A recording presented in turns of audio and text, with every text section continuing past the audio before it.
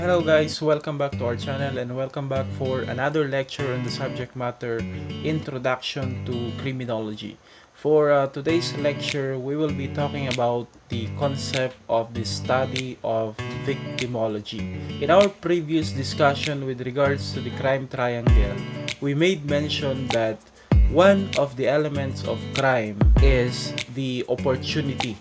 And when we talk about the opportunity, we are referring to the victim's participation to his own victimization. And with that, we are going to discuss on that deeper, and we will go to the subfield of the study of criminology, which is victimology, in order to understand more the concept of providing opportunity and discussing the role of the victim to his own victimization. So without further ado, let us proceed into our discussion. In today's lecture, we will be talking about the three topics that are significant in the subject matter victimology. So those are, we're going to define first what is victimology, then we're going to define who is a victim, and then the category of victim according to von Hentig. So all of the topic that we will be talking about will revolve into these three major topic. Okay, so let us first define what is the study of victimology is all about. As defined, victimology is a subfield of the study of criminology that focuses on determining the victim's participation on his own victimization. Mainly, it studies the contribution of the victim to his own victimization, and also the different factors that makes a person prone to criminality or becoming a victim. So there is no denying that indeed the victim himself provides contribution which makes him become a victim. In every crime that has been committed, there is always the victim's participation to his own victimization. And the study of victimology focuses on determining what are those factors and how can a person become a victim of a crime. This is not for the purpose of victim shaming or putting all the blame to the victim themselves, but then this study aims to have a knowledge regarding to the reason why people became or more prone to becoming a victim of a certain crime than others, in order of course to lessen the opportunity being provided to the criminals, and maybe it will reduce the commission of crime in a certain area. So clearly the purpose of the study of victimology is to understand the reason behind victimization in order for us to educate everyone onto these different factors or contributors that causes a person to become a victim, and for us to avoid victimization. Okay? So that is the main concept of the study of victimology. We are not here to put all the blame to the victim themselves, but rather to understand the behavior from this problem, and for us to come up with a better understanding and better crime solution, that we may be able to reduce or formulate a better crime prevention program. Under the study of victimology, they pointed out that there are two types of victimization. A person may be victimized of a crime consciously or unconsciously. Those who become a victim of a crime that knows that they had been victimized are the conscious victims. While there are some individuals also that had been already become a victim of a crime without them knowing that they already became a victim of such. So it is interesting indeed to study further the concept of victimology in order for us to become aware on the relevant issues relative to victimization.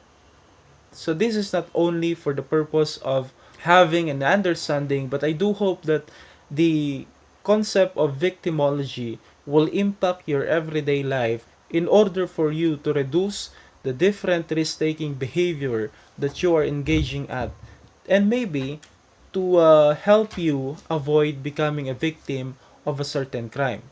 I do believe that the concept of victimology does not only help us in the field of criminology, but will be able to help other individual to attain a safer place to live in our society. Because indeed, becoming a victim of a crime is not only limited to some group of individual. We all share the equal tendency to become a victim of a crime. Crime does not respect gender, does not respect age, does not respect civil status. Meaning, we all have the same tendency to become a victim of a certain crime. There are only some circumstances that will make us more prone to become a victim of a certain crime. But every individual living in a society has the potential to become a victim. Everyone of us, I believe, already had been a victim of abuses, of a certain crime, of misconduct, and other deviant behavior. So we all share the equal tendency to become a victim of a crime that will justify more the importance and significance of studying victimology in our field of study. So that is with regards to the study of victimology. Now, we made mention of the term victim. Who is a victim? Many of us think of the victim as those individuals who are injured or who are being victimized by criminals and similar circumstances. But generally speaking, there are many ways on how we can be victimized by either a person, by an event, or other unforeseen or unfortunate circumstances. So when we talk about victims, they are those persons who are harmed, injured, or even killed as a result of a crime, or if not a crime, maybe as a result of a natural disaster such as calamities, typhoons, and similar things, or even as a cause of or as caused by accidents. All of these instances, if it produces harm to some individual, that person who is harmed, injured, or killed will be labeled as victim. So as I have mentioned, the term victim does not only focuses on those individuals who are harmed by crime, but rather it may also include those victim or those person that are being harmed, injured, or killed as a result of a natural disaster or as a result of an accident. Okay, so that is with regards to victim. Now we have the category of victim according to their involvement. Basically, we have three, but I do believe in some other references it provides more categories of victim according to their participation. So with regards to the category of the victim, based on the participation of that person to the event. Now we are already focusing on the crime victimization. Based on the participation of the victim to his own victimization, we may classify the victim according to these three categories, such as the primary victim, the secondary victim, and the indirect victim or the third party victim. So who is a primary victim? Primary victim refers to the individual who himself was the direct victim of a certain crime. Let's say, for example, in the crime of homicide, the person who was killed is the primary victim of the crime. So what about the secondary victim? The secondary victim may refer to the direct relative of the person who was victimized of a certain crime. When somebody is killed, it is not only the person who was killed that was victimized, but rather it may also involve the individuals who has close connection with that person. Let's say, for example, the person who was killed was a father of two. So if you kill that person, you hurt also his dependents, such as maybe the wife or the children of that person. So aside from the primary victim, you are also hurting or injuring or harming the relative of that person. Therefore, those dependents of that person may be classified as the secondary victim of that crime. How did that happen? Let's say, for example, that person was the breadwinner of that family. Then you killed that person. Then, other than the financial support being provided by the person who was killed, there are no more possible resources that the family can come up with in order to provide for their daily sustenance. So they're also being hurt by the crime that was committed. Therefore, they will be classified also as a victim, not the direct victim, but rather the secondary victim of the crime. The point is, they are also affected. What about the third party victim? Okay? So the third party victim may involve us, the member of the community. Are we involved also if there is a crime that was committed? Indeed, we are.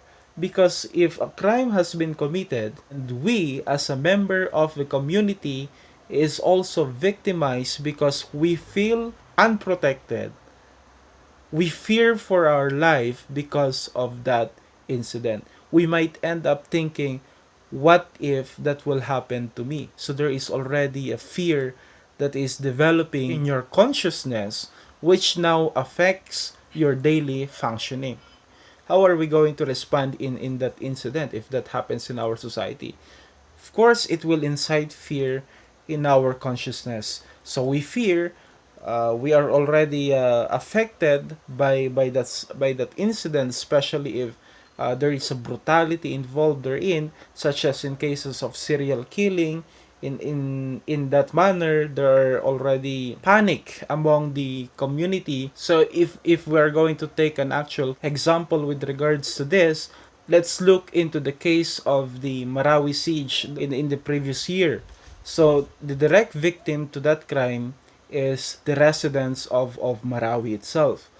The secondary victim are their relatives, their loved ones who were also affected by the thing that was happening to their relative. And we, as a non-resident of that area, also fear that somebody will do the same also in our community. So we are being affected by the things that are happening or transpiring in our community, even if we are not the direct victim of the crime.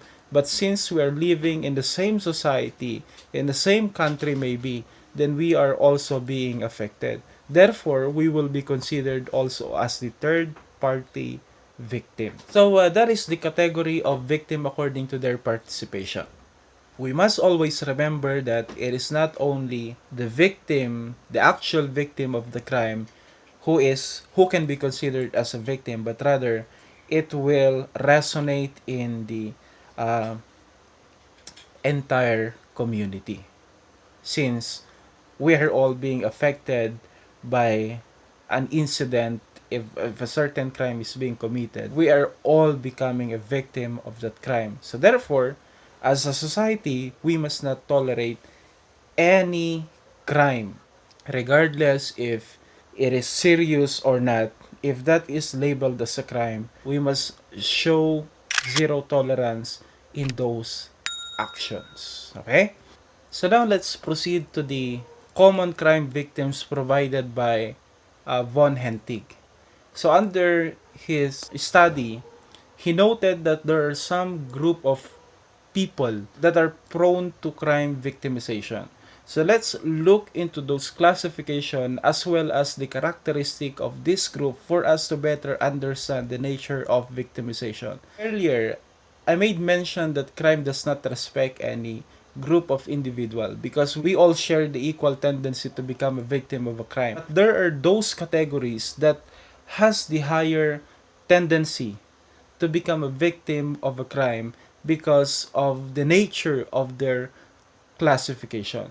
So let's look into those for us to better understand the victimization. Certain criminals indeed choose their victim. They will not pick a certain person that they know that they cannot overpower. So those who are becoming or being victimized by certain person or by certain group of criminals are chosen based on their characteristic and based on the comparison of strength, knowledge, and influence. So what does it mean? So if I am a criminal, I'm not going to pick a victim that I cannot overpower. That's the simple point of this.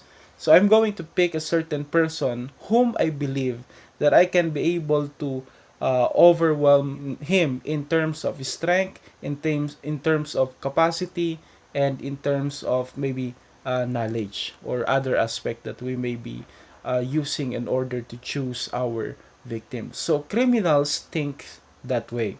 So we're going to talk about who are the individuals who are prone to becoming a victim of a certain crime.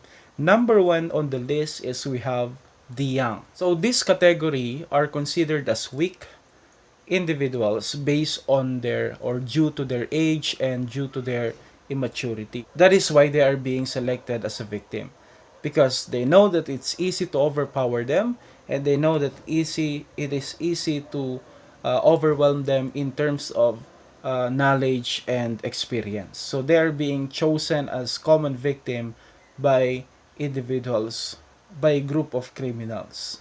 So usually we have abuses, we have exploitation. Those are the common crimes that are being committed upon them. Then we have also the females. So females, if we're going to look into the based onto the strength, they're perceived as less powerful, and they are perceived to be easily dominated by men. So usually they are being subjected to crime because they perceive that they are incapable of defending themselves.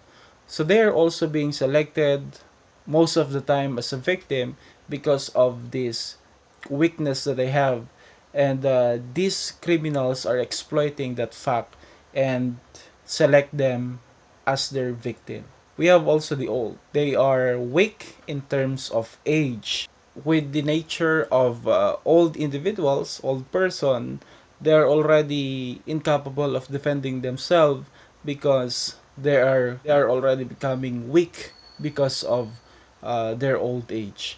So most of the times, they're also being subjected to criminality because of this weakness. Another category is we have also the immigrants.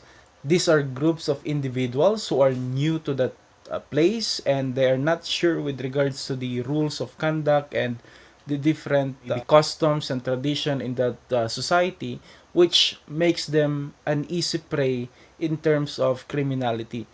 You look at the scenario in the Metro Manila, wherein if a certain person coming from the province will migrate or will go to that place, they are being seen as an easy prey because they don't know yet the different mode of operation in terms of the different criminal acts that are being committed in there.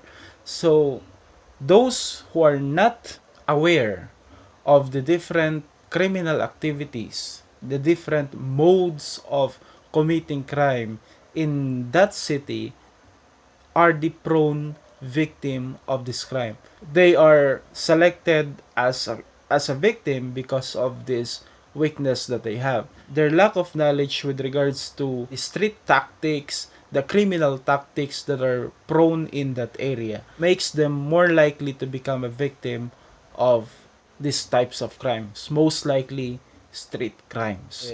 We have also the depressed. So the depressed are those individuals who are suffering from emotional problem, and because of this depression, they are easily manipulated, they are submissive, which makes them more prone to victimization. Because if you see a person who can be easily manipulated, then it's easier for you to take advantage or to exploit that person and take advantage of all the things that he has in order for you to benefit from these circumstances. So those depressed individuals are prone also to criminality, since they have the characteristic of being submissive, meaning it's very much easy to overwhelm them in terms of intellect and in terms of decision. We have the cases of budol-budol, and budol-budol are looking for those types of individuals. So they're also prone to victimization because of their behavioral makeup.